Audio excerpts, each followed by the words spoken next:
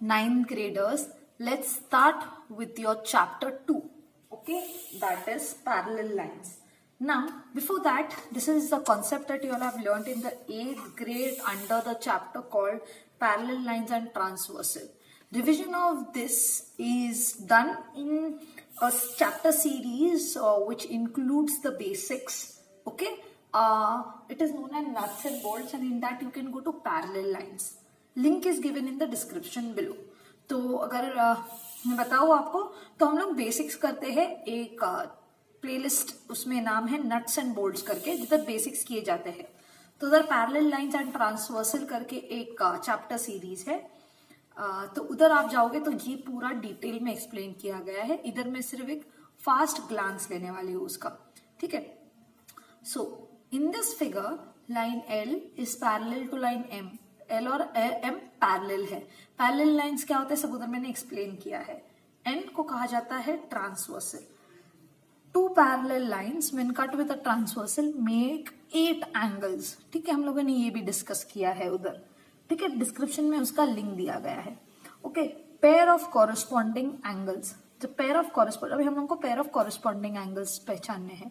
तो जैसे मैंने बोला ऐसे वो वीडियो में दिखाया गया है, जब लैडर के जैसे बनता है इसको कॉरेस्पॉन्डिंग एंगल करते हैं और उनको उनका रिलेशन होता है कि वो कॉन्ग्रुएंट होते हैं. तो हम लोग एंगल लिखेंगे angle A is congruent to angle E. और दूसरा मैं उल्टा ही जाऊंगी क्योंकि आपको पता है डी और एच तो होगा ही. फिर F and B, angle F is congruent to angle B. So these are pair of corresponding angles. सारे नहीं लिखे हैं मैंने सिर्फ 2 लिखे हैं. Rest you can do it on your own. Now pair of alternate angles. तो ये जो z बनता है इधर, ठीक है, तो ये है, थोड़ा बड़ा मार्क करती हूँ इधर, ऐसे z बन गया ये c और e के बीच में. ये जो z दिख रहा है आपको, तो इनका भी रिलेशन होता है और इनको इंटीरियर बोलते हैं क्योंकि ये अंदर बन रहे हैं. ये z है और ये z के अंदर दोनों एंगल बन रहे हैं. तो angle c is congruent to angle e, ये इंटीरियर हुआ. अभी एक्सटीरियर ऑल्टरनेट मतलब ये z के ऊपर, c के साथ जो ऊपर है और e के साथ जो नीचे है. ठीक है, so that is angle d is congruent to angle f. ये हुआ आपका एक्सटीरियर ऑल्टरनेट. लास्ट है इंटीरियर एंगल्स. इंटीरियर एंगल्स मतलब ऐसे जो c बन रहा है इधर, ये c बन रहा है, तो angle b plus angle e is equals to 180. Angle b plus angle e is equals to 180 degree. बोलते हैं pair of interior angles are supplementary. दूसरा है c and h. Interior angles और नहीं होते इसमें. Angle c plus angle h is equals to 180 degree. That is for property of interior angles. Now looking at this we will continue with theorems. Okay, सो हम लोग हमारा theorems आपको introduce करने वाले हैं. So today we are going to be introducing theorems for the very first time. तो theorems में part क्या होता है? स्टेटमेंट होता है, फिगर होता है, गिवन, टू प्रूव दैट, और ये प्रूफ. प्रूफ में 2 पार्ट होते हैं. लेफ्ट हैंड साइड में स्टेटमेंट्स आते हैं और वो स्टेटमेंट्स क्यों है उसके लिए रीजंस आते हैं आपके राइट हैंड साइड में. ठीक है, तो आई विल गो स्लोली ताकि आपको थियरम लिखने आए, पहचानने में आए. थियरम्स होते क्या है? ये फॉर्मूला जैसे होता है. ये फॉर्मूलाज होते हैं जिससे आप इसके हेल्प से आपके सम सॉल्व कर सकते हो, जैसे साइंस में आपके फॉर्मूलाज होते हैं. ठीक है, अभी जैसे हम लोगों ने प्रीवियस चैप्टर में पढ़ा कि क्या बोलते हैं, एक स्टेटमेंट से हम लोगों को गिवन और टू प्रूव दैट एक्सट्रैक्ट करने आना चाहिए, तो निकालने आना चाहिए. तो हम लोग वही करेंगे इधर अभी. ठीक है, तो आराम से करते हैं. ये आपका थियरम ऐसे दिखना चाहिए. ठीक है, थियरम डायरेक्टली लिखने के लिए आते हैं. क्वेश्चन स्टेटमेंट दिया जाता है और फिर आपको पूरा इधर से जो इधर है कंप्लीट करना पड़ता है. ठीक है, सो लेट्स सी. फिगर भी आपको खुद पे करना पड़ता है, तो बाय हार्ट करने की कोई जरूरत नहीं. आप ड्रॉ कर सकते हो फिगर. आपका गिवन स्टेटमेंट ही इतना पावरफुल होता है, अगर आप उसको अंडरस्टैंड करो तो आप बाकी का कर सकते हो. The corresponding angles form by a transversal of 2 parallel lines are of equal measure. The corresponding angles form by a transversal of 2 parallel lines. अभी बोला, डायरेक्टली बोल रहा है कि कॉरेस्पॉन्डिंग एंगल्स, तो ये तो कॉरेस्पॉन्डिंग मतलब एक ये हुआ आपका ए और ये हुआ बी, इसको कॉरेस्पॉन्डिंग है. जैसे मैंने बोला ना, लैडर जैसे होता है. ठीक है, पैरेलल लाइंस, मतलब ये और ये पैरेलल, ये आपका गिवन है। सो और ये एंड ट्रांसवर्सल है।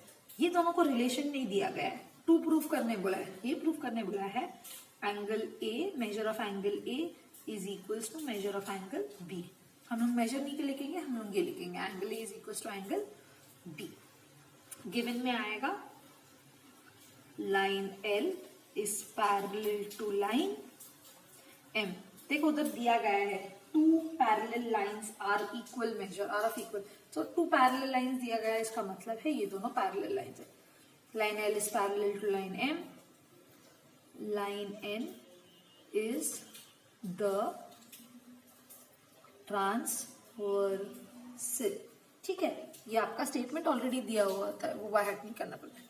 अभी आप लोग बोलोगे इससे फिगर कैसे, line L is parallel to line M, L और एम पैरेलल बना दो, line N is the transversal, तो एन को ट्रांसवर्सल कर दिया। फिर हमको चाहिए कि ए और बी कॉरेस्पॉन्डिंग एंगल्स, हमको पता है ए इधर बनता है बी ना, हम लोगों को ऐसा एक रिलेशन ढूंढना है कॉमन एंगल जो ए और बी में कॉमन है। ठीक है, मतलब वो एंगल का ए से भी कुछ रिलेशन हो, बी से भी कुछ रिलेशन हो, तो इसीलिए इधर इंट्रोड्यूस किया गया है सी। ए और सी लीनियर पेयर है और सी और बी इंटीरियर एंगल्स है। ठीक है, तो ये हम लोग क्यों लेके आगे कंटिन्यू करते हैं। ठीक है, first point. Okay, first point हमको पता है। अभी देखो ये दिख रहा है आपको लीनियर पेयर, तो पहले उधर ही अटैक करना है। ठीक है, angle A plus angle C is equals to 180 degree. Reason, angles in a linear pair. Okay, next second statement अभी दिखेंगे हम लोग। Line L is parallel to line M. कैसे पता है, ये ऑलरेडी गिवन है, बताया गया हम लोगों को सब में। देयरफॉर हम लोगों को इससे मिलता है interior angles are supplementary, so angle C plus angle B is equals to 180 degree. So we'll say interior angle property. ठीक है, ये हुआ। देयरफॉर थर्ड, अभी देखो राइट हैंड साइड दोनों का 180 है, तो लेफ्ट हैंड साइड इक्वल हो जाता है। अगर राइट हैंड साइड इक्वल है तो लेफ्ट हैंड साइड इक्वल होता है। Angle A plus angle C is equals to angle C plus angle B. C और सी कॉमन है, मतलब सेम एंगल है, तो angle A is equals to angle B. ये लिखेंगे एंगल सी इज कॉमन, या लिखेंगे angle C is equals to angle C. Therefore angle A is equals to angle B, और ये हमारे को प्रूफ करना था। So this is your proof. Statement का फ्लो होता है एक, ठीक है, जो आपको दिख रहा है ऑब्वियस वो एक एक स्टेप करके लिखते जाना है। कुछ अगर इसमें बाय हार्ट करने की कोशिश करो तो आपको बिल्कुल डिफिकल्टी होने वाली है ज्योमेट्री में, तो ट्राई करो एनालाइज करने के लिए। Statement, the corresponding angles form. ठीक है, कॉरेस्पॉन्डिंग एंगल्स रहेंगे। टू पैरेलल लाइंस ड्रॉ किया, एन को ट्रांसवर्सल बना दिया। ए और बी कॉरेस्पॉन्डिंग एंगल होता है, ये दोनों को कॉन्ग्रुएंट प्रूफ करना है। कैसे करेंगे, तो एक उसका फ्रेंड इंट्रोड्यूस कर दिया जो दोनों को कॉमन है, इधर वो लीनियर पेयर बना रहा है और बी से वो इंटीरियर एंगल्स बना रहा है, तो इसलिए हम लोग ये करेंगे। ठीक है, अभी एक और देखते हैं alternate angle test, then you all will understand थोड़ा बेटर, थोड़ा और अच्छे से समझ आएगा। Alternate angles formed by transversal of two parallel lines। अभी तो ऑलरेडी टू पैरेलल लाइंस दिया गया है, तो गिवन पहले वही करेंगे हम लोग। Line L is parallel to line M। देखो उधर स्टेटमेंट में दिया गया है वो पैरेलल लाइन है, इसलिए लिखना होता है टू प्रूव दैट। अभी देखो इधर क्या दिया गया है, तो alternate angles formed by two parallel lines are of equal measure. अभी ऑल्टरनेट एंगल कौन से है, दो। अभी ये तो मैंने ऑलरेडी ड्रॉ किया है फिगर में, पर आपने देखना चाहिए कि ये और ये ऑल्टरनेट है। तो ये ऑल्टरनेट एंगल्स हुए, इनको दोनों को हमको प्रूफ करना है कि ये दोनों का इक्वल मेजर है। That is angle D is equals to angle B. तो अभी प्रूफ करेंगे,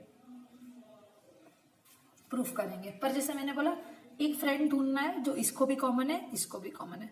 अभी ये इसका और इसका रिलेशन क्या है, तो फर्स्ट स्टेटमेंट आएगा जो दिख रहा है आपको एकदम लीनियर पेयर बन रहा है, तो वही लिखो angle D plus angle C is equals to 180 degree. Angles in a linear pair. Okay, next statement क्या आएगा, अभी देखो L is parallel to M, हमारे को इंटीरियर एंगल्स के बारे में पता है तो वो यूज करेंगे. Line L is parallel to line M. क्या बोला था मैंने, गिवन इंफॉर्मेशन है ऑलरेडी.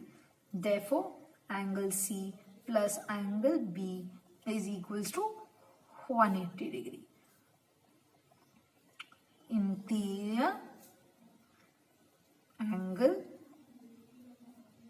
प्रॉपर्टी. थर्ड वाला क्या आएगा, अभी देखो राइट हैंड साइड इक्वल है तो लेफ्ट हैंड साइड भी इक्वल होगा. Angle D plus angle C is equals to angle C plus angle B. Therefore angle D is equals to angle B.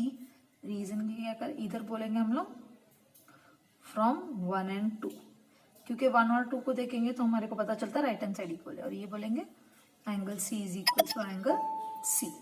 सो ये हुआ हमारा थियरम. ये आपके 2 थियरम्स है. इसको अच्छे से थरली प्रैक्टिस करो फ्लो में. ठीक है, आप फ्लो में प्रैक्टिस करोगे तो ही यूजफुल है. ठीक है, अदरवाइज अगर आप इसको कॉपी करने जाओगे तो इट इज मतलब बाय हार्ट करने जाओगे तो it's not of any use to us. आप ही करोगे तो आपको यूज टू हो जाएगा. As and when you will practice it will become use to it. One line over here where you can write figure given to prove that column. इधर मत लिखना कॉलम में कभी भी, और इधर से छोटी लाइन खींचनी है ताकि हम लोग इधर ना जाए. ठीक है, इतना नीटनेस मेंटेन करना चाहिए हम लोगों ने. Okay, I am doing it in the notebook so will understand कि मेंटेन कैसे कर सके हम लोग. ठीक है, नाउ नेक्स्ट अभी हम लोग करेंगे प्रैक्टिस सेट. हमारा we will be doing practice set 2.1 the first sum. ठीक है, let me read it now. In the figure RP is parallel to line MS.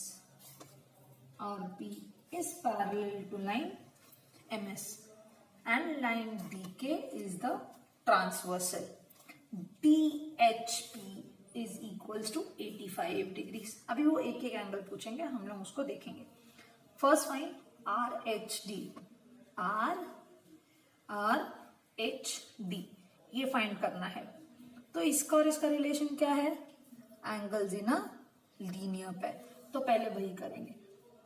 तो जो हमारे को प्रूफ नहीं रहता, सोल्यूशन रहता है, तो angle RHD plus angle DHP is equals to 180 degree. Can say angles in a linear pair. Okay, therefore angle RHD plus 85 degree is equals to 180 degree. Therefore angle RHD is equals to 180 degree minus 85 degrees. Therefore angle RHD is equals to, अभी देखो ये वाले statement के लिए आना चाहिए given. ठीक है, तो वो भी लिख लो इधर गिवन. नाउ ऐसे कंडीशन में रफ वर्क किधर करोगे, keep this right hand side for rough work. So we'll do 180 degree minus 85 degrees. So एक में से तो नहीं जा सकता, ये हो जाता है, ये होता है 0, ये होता है 18 becomes 17 and this becomes carry over. This is 5, 8, 9, 10, 11, 12, 13, 14, 15, 16, 17. So 95 degree. So we have 95 degrees. ऐसे क्यों बताया मैंने, बोरोइंग माइनस के लिए. ठीक है, it's okay to do calculations over here, पीछे नहीं टर्न करना है बुक. Okay, next one. और ये नंबरिंग से ही करो. अभी सेकंड वाला कौन सा बोला है, PHG. PHG हमको पता चला कि 95 है. ठीक है, इधर से आप पेंसिल से लिख सकते हो.